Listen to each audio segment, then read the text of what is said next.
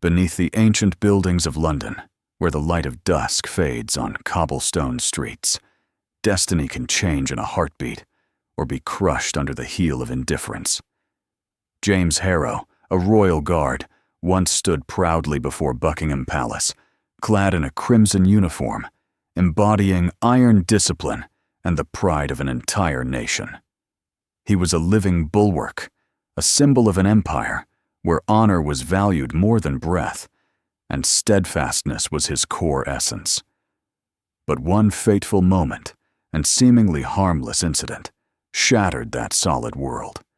It stole not just a part of his body, but his very soul, plunging him into the deep abyss of abandonment, loneliness, and despair. This is not just a story of one man's fall, where honor was not enough to stand against the cruelty of fate, but also an indictment of a society's apathy, one that only celebrates glory while forgetting the wounds left behind. Follow James, the man who lost everything, and feel every knife thrust into his heart, every shattered ray of hope, and every unspoken bitterness. London, 5 a.m. As the Big Ben chimes faded, their heavy resonance a reminder of time's relentless march, James Harrow stood erect before the dim mirror in his small apartment. His body, 28 years old, tall and robust, every muscle meticulously sculpted by rigorous military training, bore not an ounce of superfluous fat. He gently smoothed his heavy crimson woolen coat, checking each brass button, each crisp fold of his black trousers, with their sharp red stripe. His polished leather boots gleamed so brightly he could see his stern face reflected in them. Finally, he carefully donned his towering, heavy bearskin hat, a symbol of steadfastness and authority, almost completely obscuring his vision.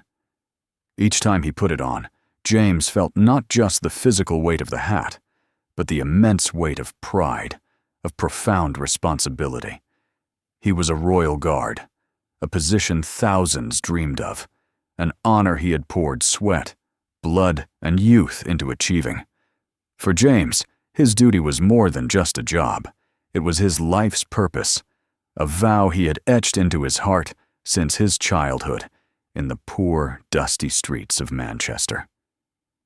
He grew up in a small brick house in the grey industrial district, where the air was thick with the smell of coal and the incess.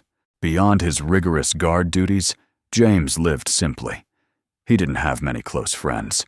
The harshness of military life didn't allow for it. But he had Sarah. Sarah was a young nurse working at St. Thomas's Hospital, with flowing chestnut hair and sparkling eyes that brought sunshine into his otherwise stern, disciplined life. Sarah didn't fully grasp the rigors of military life, but she always admired James's steadfastness and sincere heart. They often walked along the Thames on his rare days off, dreaming of a simple but happy future, a small house with roses by the door, the sound of children playing, and a peaceful life after his discharge.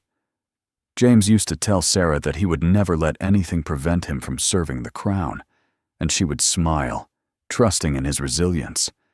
She often joked, "You're my rock, James. Nothing could ever move you." Little did she know, fate itself, in a cruel twist, would use the most unassuming thing to shatter him.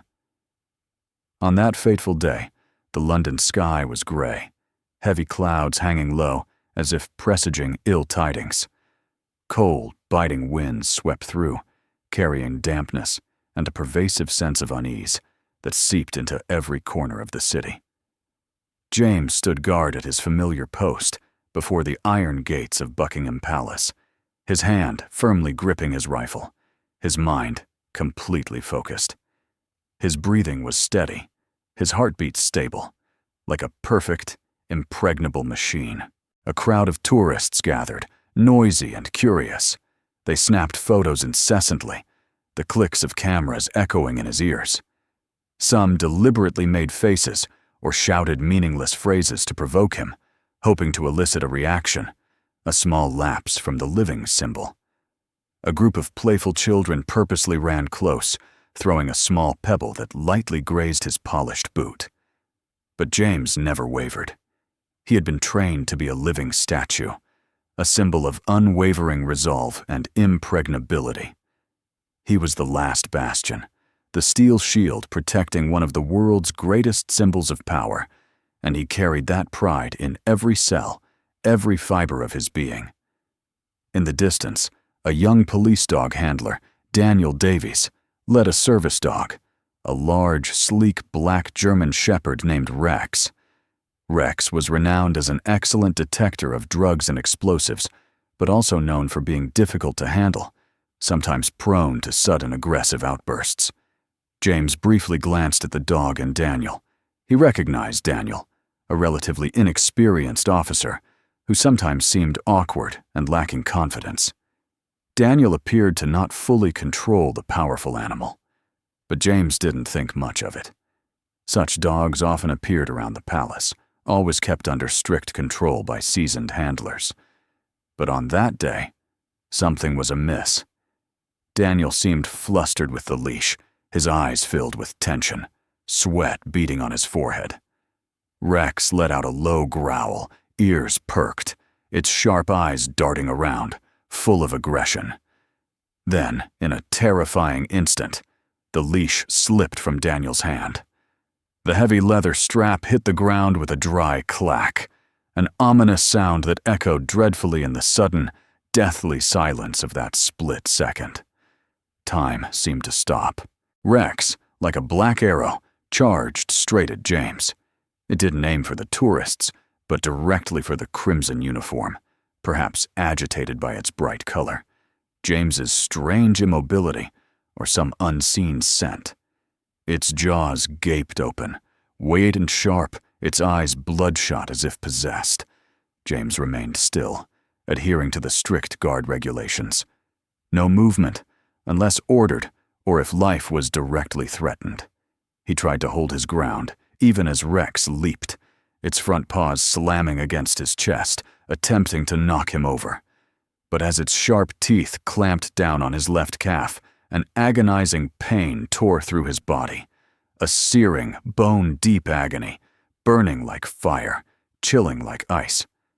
It was a pain beyond all limits, beyond any of the harshest training he had ever endured. James, for the first time in his career, let out a heart-wrenching scream of pain, a cry that echoed through the vast space of the palace, shattering the motionless posture of a living statue. He swung his arm, trying to push the dog away, but it was too strong, its teeth embedded deep into his bone, tearing flesh and sinew like paper. James's scream was not just the cry of physical agony, but the guttural roar of a proud soul being torn apart. It was the breaking of every rule, every discipline, every restraint he had cultivated his entire life. It was a catastrophic collapse of a symbol. The crowd of tourists panicked, screams, stomping feet, and children's cries erupting like breaking waves. Mobile phones clattered to the ground. Daniel rushed forward, his face ashen with extreme fear, desperately trying to pull Rex back. But the dog only growled more fiercely, its jaws still clamped tight, refusing to release, like a demon. Blood poured from James's leg, ceaselessly, staining the cold granite ground crimson, a dark, ghastly contrast to the bright red of his uniform, a color of life relentlessly draining away.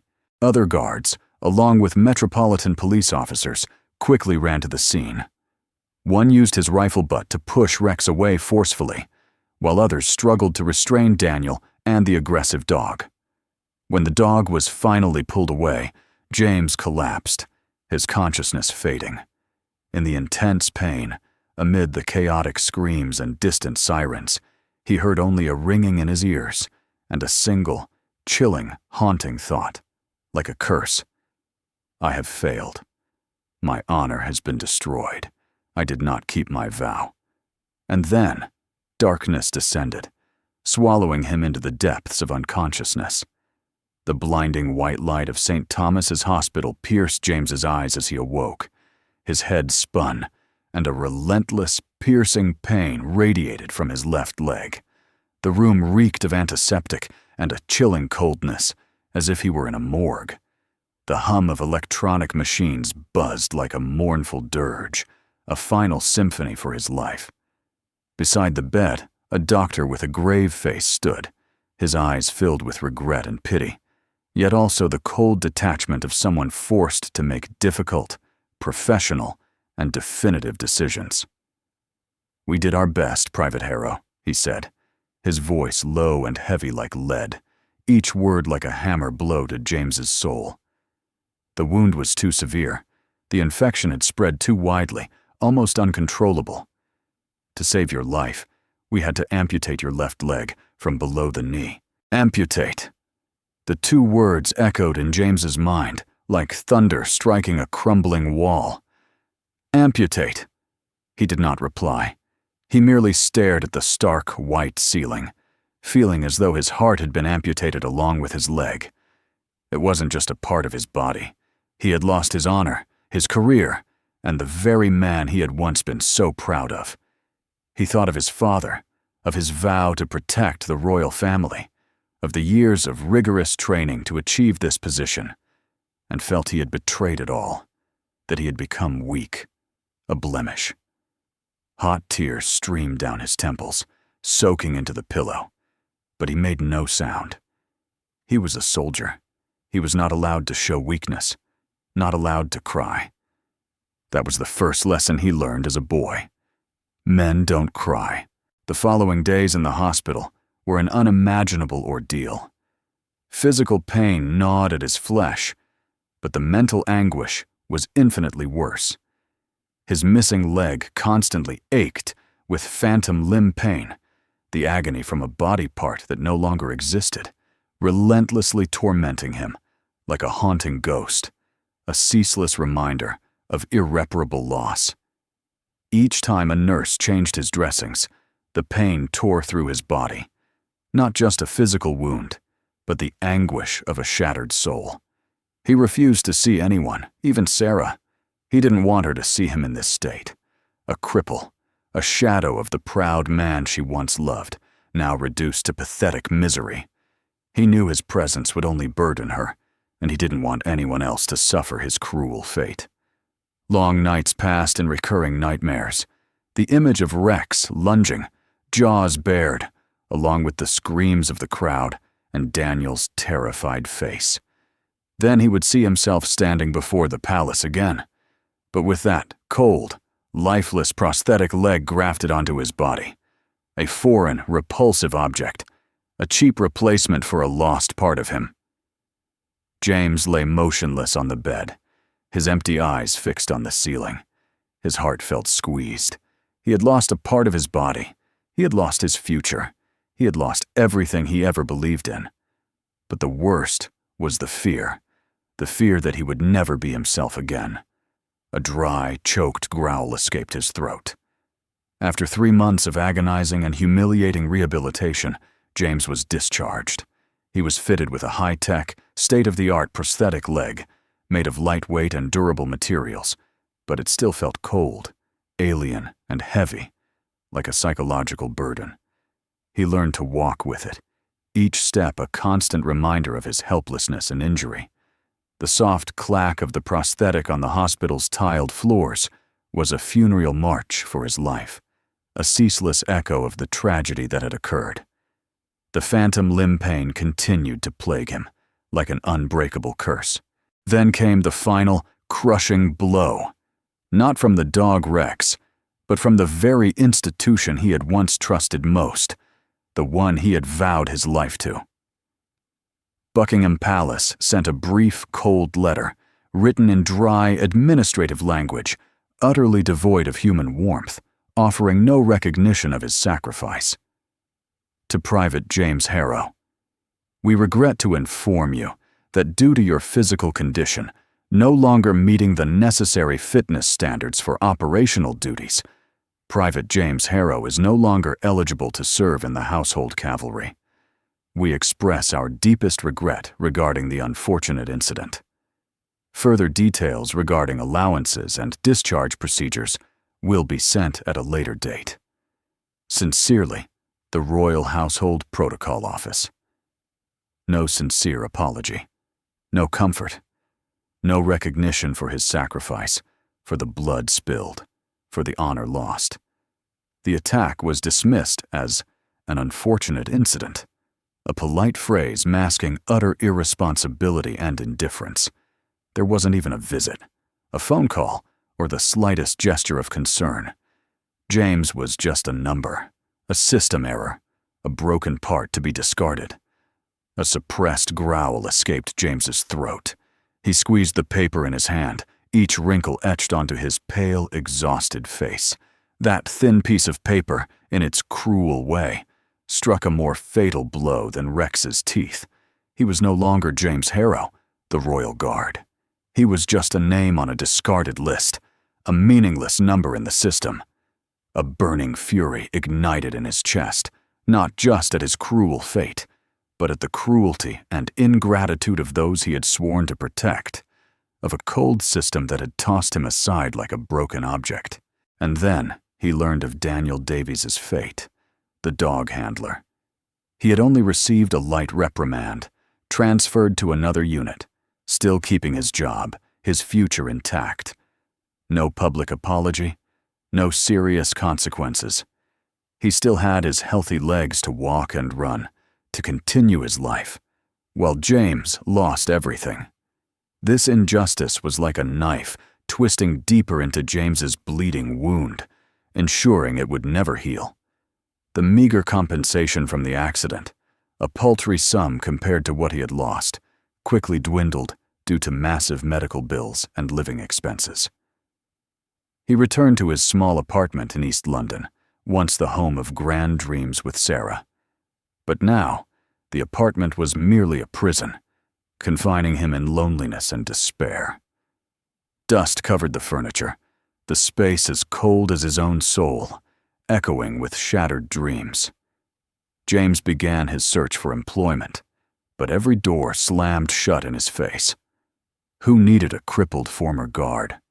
Security companies politely but firmly turned him down. We regret, but this position requires full physical capability. Or your physical limitations could pose a risk to our clients.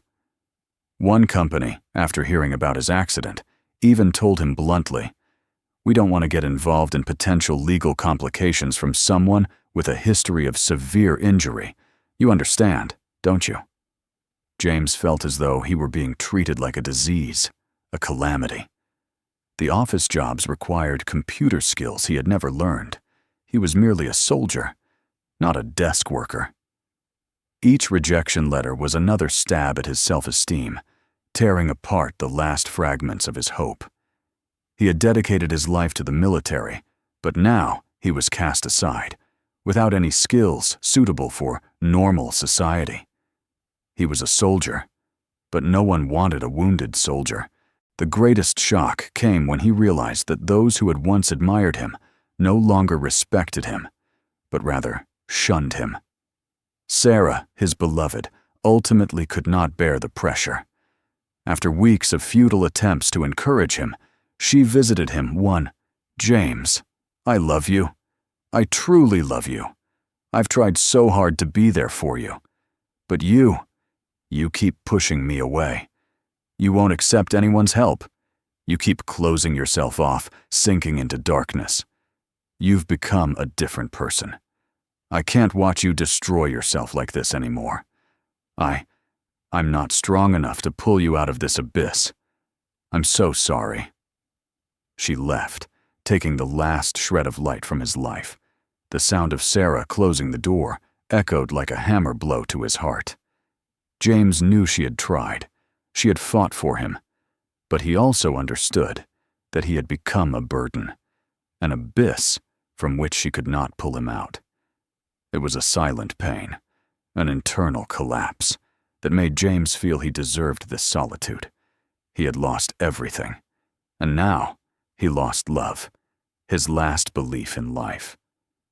James stood frozen in the empty room, the sound of Sarah's closing door still echoing in the cold air. The pain was beyond anything comparable, It was even more cruel than losing his leg, because it was the loss of love, of hope, of his last connection to the world. He collapsed onto the cold floor, not a single tear falling. Everything had dried up. He was left utterly alone, in a room filled with fear and despair, an abandoned soul. With no money left for his old apartment, James was forced to move to a dilapidated social housing complex south of the Thames. It was a world completely different from the marble streets and grand buildings of central London. This wasn't the vibrant London tourists saw. This was its underside, where dreams went to die. This neighborhood was where sunlight rarely penetrated, obscured by old, gray, tightly packed buildings like mausoleums burying hope. The air hung thick with the smell of dampness, piled garbage, cheap cigarettes, stale beer, and the foul stench of urine. The roads were crumbling, broken pavement, the walls covered in filthy graffiti, angry messages of failure and violence. This was a gathering place for addicts with dazed eyes, street gangs with cold, indifferent gazes, and the unemployed with empty stares. Shouts, raucous music, and wild dog barks echoed through the nights, penetrating the thin walls of his rented room. James's room was on the 3rd floor, with no elevator. Each ascent and descent was an ordeal for his cold, prosthetic leg and his weary body. The soft clack of the prosthetic on the cracked, broken concrete of the old staircase echoed like a mournful dirge for his life, a curse endlessly repeating. That sound drew curious, mocking, and pitying glances from those around him, a kind of pity more cruel than contempt. "Look at the crippled guard," the neighborhood children would shout, throwing empty cans at him, treating him as cheap entertainment, a diversion for young souls already hardened by life.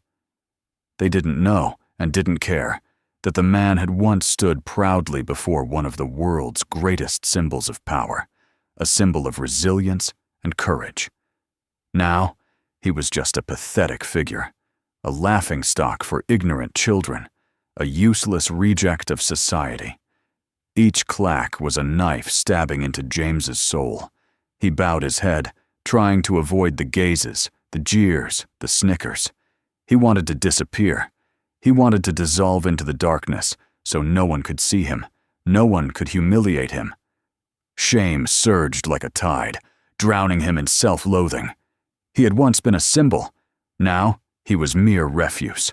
James cut off all contact with family and friends. His mother, Margaret, lived on a meager pension in Manchester. Each time she called, he would switch off his phone, letting it ring hopelessly in the silence of his room. He didn't want her to hear the despair in his voice, didn't want her to see her son now as a withered shadow of the man who had once made her so proud. He feared her worried gaze, feared that he would become a burden that she, with her meager allowance, could not possibly bear. Old friends from the military, those with whom he had shared beers and laughter, those who had endured hardship and glory alongside him, now avoided him.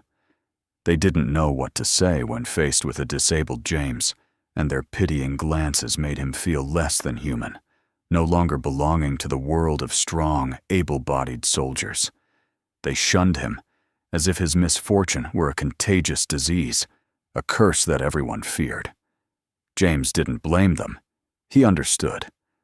Who wanted to stand near a failure, someone without value, a man who had lost everything? Alcohol became James's only friend, a cheap but toxic companion, an accomplice in his fight against reality. Initially, he drank only to soothe the pain from his prosthetic leg, a dull, ceaseless ache, sometimes as sharp as 1,000 needles. It was the only painkiller he could afford, the only one that could lift him out of his cruel reality. But gradually, whiskey became his escape from reality, a way to drown out the painful memories and humiliation, to silence the haunting voices in his head. Each night, he sat in his dark, cold room, the dampness rising from the floor. Faint streetlights shone through the grimy window, casting patchy streaks of light on the walls like scars of a life. He clutched the bottle, his thoughts circling endlessly around that fateful day, about Rex, about Daniel, and about the bitter injustice of fate. He wondered if he had done something wrong to deserve this. Had he been too proud? Too weak? Or was it simply that he had been in the wrong place at the wrong time, and the world had brutally crushed him without a hint of mercy? A dry, hollow laugh burst from James's throat. There was no joy in the sound, only bitterness, despair, and pain. He poured another glass of whiskey, the amber liquid burning down his throat like fire, but offering temporary numbness. He was a soldier. He had to be strong. But he could not fight himself. He could not fight the pain gnawing at him from within, a pain that could not be healed. One night, in a drunken haze, James unexpectedly encountered Daniel Davies, the dog handler, at a shabby pub in the neighborhood. Daniel was still wearing his police uniform, though he no longer worked with service dogs.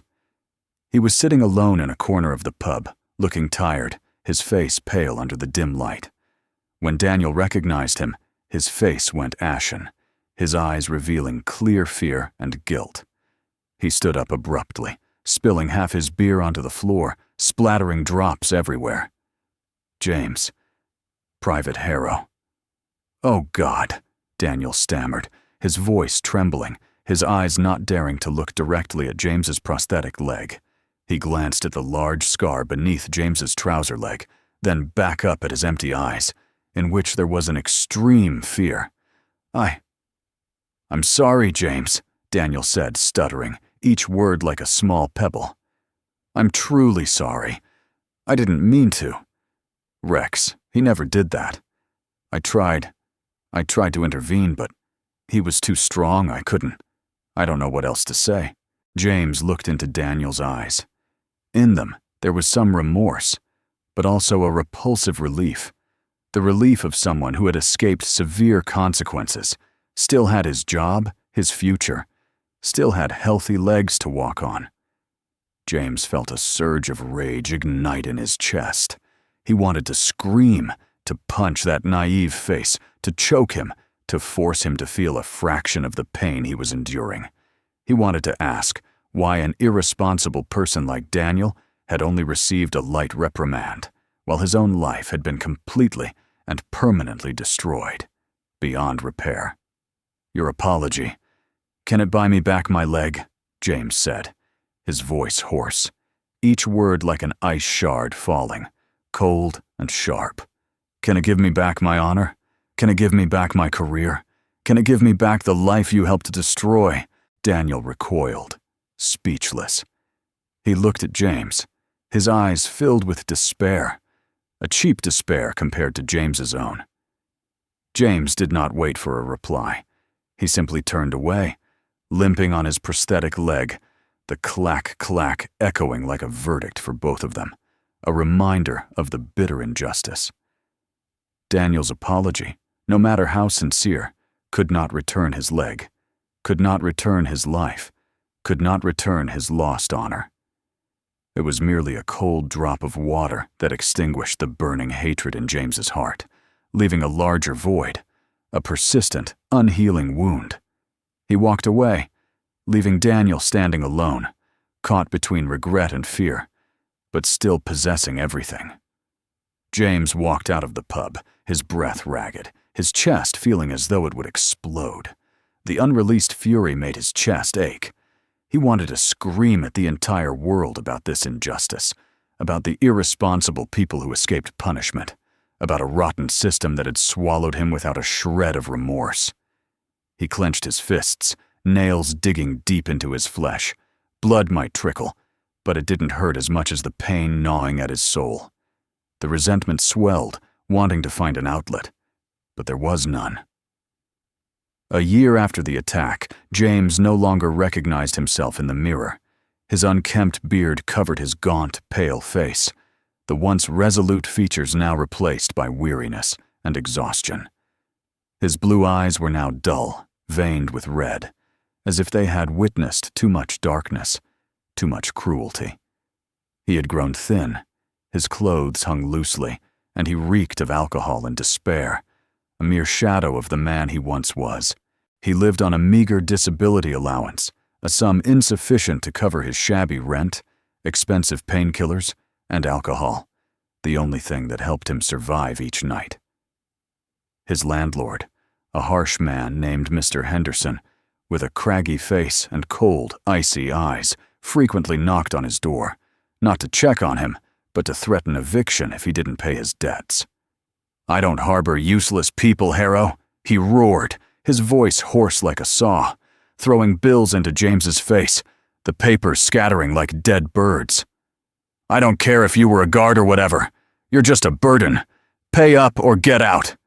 I need money to fix this building, not to house a crippled drunk."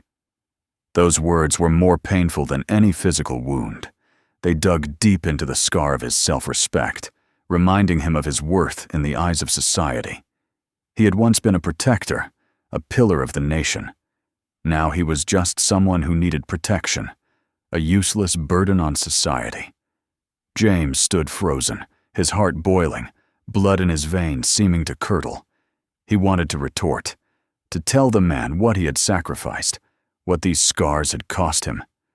But then, the words caught in his throat. Who was he to speak? A cripple, an alcoholic, a failure, with no one on his side. Mr. Henderson's words were like bullets lodged in his soul, igniting a bitter fire of resentment and shame, a shame that could never be washed clean.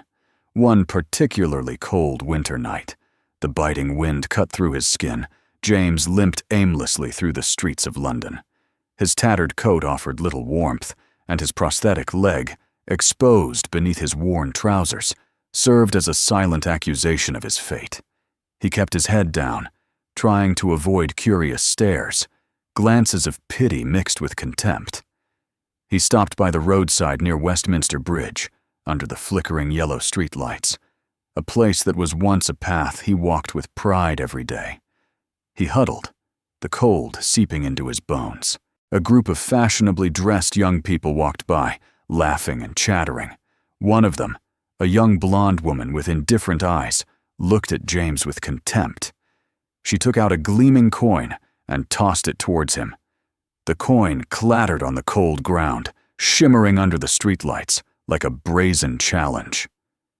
"Give this guard some money," someone shouted, and the whole group erupted in laughter, their voices echoing in the cold night, like needles piercing James's ears.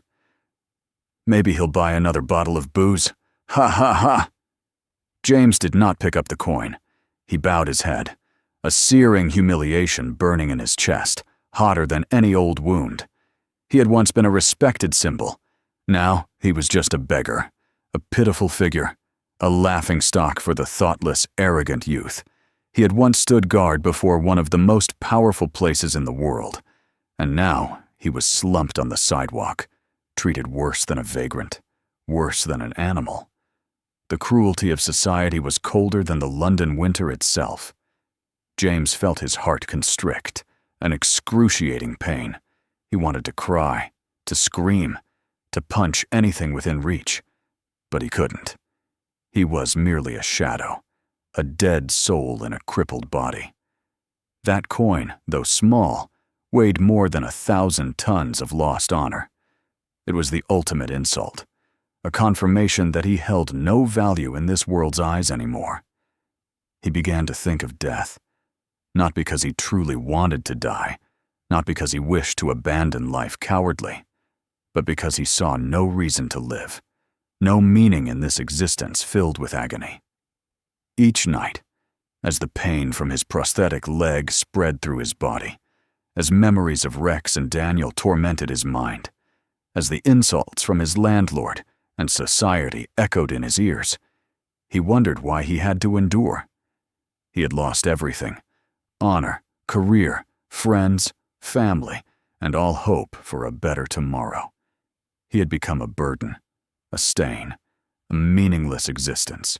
In his rare dreams, He saw himself standing before the palace, crimson uniform blazing, bearskin hat towering, like an immortal, impregnable lion, strong and proud. But upon waking, there was only the darkness and emptiness of his filthy rented room, and the lifeless clack of his prosthetic leg, reminding him of the cruel, unchangeable reality. One day, as he rummaged through his tattered coat pocket for a last cigarette, James found an old, faded, nearly ruined photograph, a picture of him with his parents before he left Manchester to join the army. In the photo, he smiled brightly, his eyes shining with hope, full of vitality and faith in the future. His father stood beside him, hand on his shoulder, eyes gleaming with pride like stars. His mother, Margaret, held his arm, smiling gently, her eyes overflowing with boundless love. He caressed the photograph, feeling the warmth from the past, from a life that no longer existed, from people who had loved him unconditionally. Hot tears, long dry, now streamed down his cheeks, mixing with the existing dry streaks, forming long trails on his emaciated face. "I'm sorry, Father," he whispered, his voice hoarse, sobbing like a lost child. "I could not keep my vow. I let my honor vanish. I disappointed you. I no longer deserve to live. I'm sorry, Mother. I could do nothing for you. I am only a burden." In that moment, James felt an excruciating pain rip through his chest. It was the pain of regret, of an unwashable failure, of shame towards his deceased father and his suffering mother. He clutched the photograph to his chest, as if to embrace all that was lost, all that was broken. Nothing held him back anymore. The decision had been made. He was no longer James Harrow, the Royal Guard. He was merely a tired soul, yearning for peace. That December, London was enveloped in a thick fog, blanketing the entire city like a shroud of mourning, swallowing all sounds, all light, transforming familiar streets into a cold labyrinth. The dim streetlights, the city's lively sounds, seemed to be swallowed by an eerie silence, as if London itself was sighing in despair, witnessing an unnamed tragedy. James left his cold, foul-smelling rented room, devoid of any warmth of life. He carried a carefully handwritten letter, which he had written and rewritten countless times through the endless night, each word like a drop of blood from his heart, each sentence a painful farewell. In the letter, he apologized to his mother for failing to make her proud, apologized to his father for breaking his vow of honor. He apologized to Sarah for pushing her away, for not being strong enough to hold on to her love. These were the final apologies of an exhausted soul, an explanation for his disappearance. He carried nothing but the letter, an old lighter, and an empty whiskey bottle, symbols of his life, empty and burnt out, with nothing left to ignite, nothing left to fill. He limped heavily, the clack-clack of his prosthetic leg echoing in the fog, like a mournful, haunting song, leading him to his end, to liberation. He walked through deserted streets, past silent, closed pubs, past shops with twinkling Christmas lights that seemed indifferent, like open wounds in the dark night. He saw nothing, felt nothing but the bone-chilling cold and the emptiness in his soul. The path led him to the banks of the Thames, where dark, cold waves lapped against the stone embankment, like the city's weary sigh, inviting him, promising a final release from all pain, all humiliation. Each step James took was a gradual release from the burdens of life. He felt a strange peace welling within him, a cold tranquility of one who had let go of everything, having nothing left to lose, nothing left to hurt. He was no longer afraid, no longer in pain. Only emptiness remained, and the longing for eternal rest. James stood there, gazing down at the dark, cold water, which reflected the city's dim lights, lights that continued to shine with cold indifference. He remembered the days he stood guard, when crowds applauded and photographed him, when he was a symbol of strength and glory, revered. He remembered his father's proud gaze, his mother's gentle voice, and Sarah's radiant smile. Memories now distant like a dream. But all of it was now in the past, illusions swallowed by the darkness of injustice. He reached down and removed his prosthetic leg. The metal clasp made a soft, dry clack, and the prosthetic detached from his thigh, falling onto the damp stone bank with a dull thud. He placed it by the river's edge, on the wet stone, as a symbol of all he had lost: honor, career, future, and all hope for life. It lay there, cold and lifeless, a part of his body that had been stripped away, just like his life. The prosthetic leg appeared intact, but he was not. It was the last piece of his old life that he needed to relinquish to find peace, a peace only found in death. A cold wind swept through, carrying the damp scent of the river and his solitude. James looked at the prosthetic lying there, inert, then at the dark water. A final hot tear rolled down his cheek, merging with the cold air, like a final farewell to this world. He had freed himself from all burdens, all pain, all humiliation. He felt light. James stepped into the water. The water was bitterly cold, sharp as a blade, seeping through his clothes, but he felt no pain. In fact, he felt a strange sense of lightness, as if for the first time in years, he was free from the burden of existence, from insults, from pitying gazes, from himself. He closed his eyes, letting the river embrace him, carrying him away, far from London, far from the pain, far from a world that had no place for him. He surrendered, abandoning his fate to the cold water, hoping to find solace in a place where no one could hurt him anymore, a place where injustice no longer existed. The waves carried him away, further from the bank, further from London's dim lights, further from the mocking laughter and indifferent gazes. Amidst the thick fog and dark water, he was no longer James Harrow, the royal guard. He was just a small soul, finally finding peace, the eternal quietude he had longed for. In his final moments, a faint warmth spread through James's heart, not from his chilling body, but from the fading memories of his parents, of Sarah, of the days he still stood tall, proud.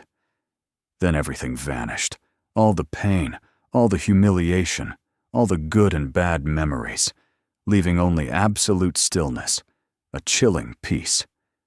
The next morning, an early jogger, in the lingering, misty fog that still shrouded London, found the prosthetic leg and the handwritten letter carefully placed on the bank of the Thames. Police were called, search teams were deployed, drones were mobilized, but they found no trace of James. There was nothing left, only emptiness and coldness. Some local residents, those who had seen James limping through the hidden streets, whispered that perhaps he had gone elsewhere, started a new life, a life in hiding. But those who knew him, those who had witnessed his agonizing downfall, believed the Thames had taken him to a place where he no longer had to endure society's abandonment and cruelty, a place where honor was no longer a burden. James Harrow's story is a profound tragedy about the fragility of humans before fate and the indifference of a world that only celebrates the useful. He was once a symbol of honor, a proud soldier, but a fateful moment stole everything, plunging him into the darkness of oblivion and despair, a bottomless abyss from which he could not escape. London, with its dazzling lights and magnificent buildings, had no place for broken, abandoned people like James. He fought alone, without a voice, without recognition for his sacrifice, until his strength was utterly exhausted. Perhaps somewhere beneath the Thames, in the cold embrace of the eternal current, his soul found the perpetual peace he never attained in life, freed from the pain, humiliation, and loneliness that had gnawed at him to his very bones. His story is a poignant reminder of the nameless individuals who sacrifice silently, forgotten by the system and abandoned by society when they are no longer perfect. And in the mists of London, the silhouette of James Harrow, the guard who lost his leg, his honor, and his life, will forever be a chilling warning about the true value of compassion, the cruelty of indifference, and the tragedy of a shattered soul.